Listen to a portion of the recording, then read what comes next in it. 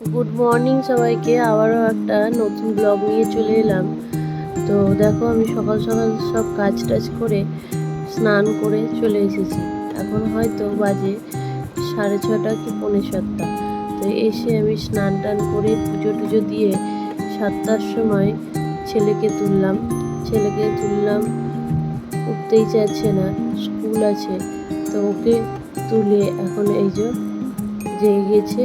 আর এদিকে আমি আমার সকালে চায়ের জন্য চা বসিয়ে দিয়েছি, আর এদিকে ওর খাবারটা রেডি করব।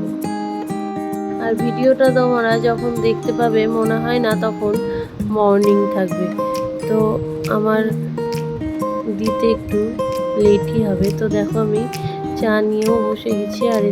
আর এদিকে আমার ছেলের খাবারটাও হয়ে এসছে। ততক্ষণ আমি ছেলেকে দাঁত ব্রাশ করে স্নান করিয়ে নিয়ে চলে আসবো। তো এখন ওকে খাইয়েও দিব। খাইয়ে দাইয়ে ওর জামা প্যান্ট বের করে রেখেছি এদিকে, আর ব্যাগটাও গুছিয়ে নিয়েছি।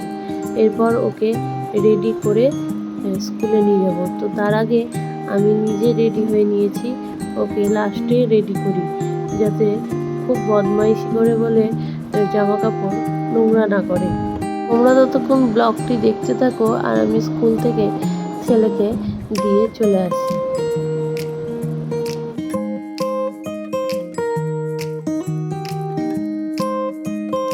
এদিকে স্কুল থেকে দিয়ে এসে আবারও রান্নায় লেগে গেছি।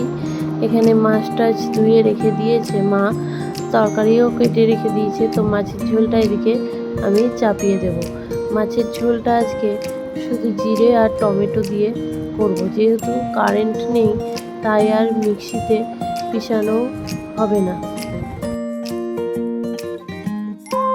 আর এদিকে কালকের চানা মশলা ছিল একটু, ওটাকে গরম করে নেব আর কটা পরোটা ভেজে নেব। সকালবেলায় রুটি পরোটা এসব তেমন কেউ খায় না, আমি আর আমার বাবাই খাই, শ্বশুর বাবা।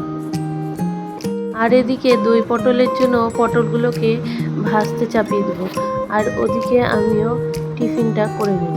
পটলগুলো ভাজা হয়ে গেলে ওই তেলেই চিচিঙ্গাটা বসিয়ে দেবো, কারণ অতটা তেলে আমার লাগবে না দই পটল করতে, তাই দই পটলটা লাস্টেই করব। তো দই পটলের জন্য এখানে দইটা ফিটিয়ে রেখেছি, লাস্টে একেবারে করে নেব। তো দেখো, আমার চিচিঙ্গা ভাজাটাও হয়ে আসলো। এরপর আমি দই পটলটা চাপিয়ে দেব।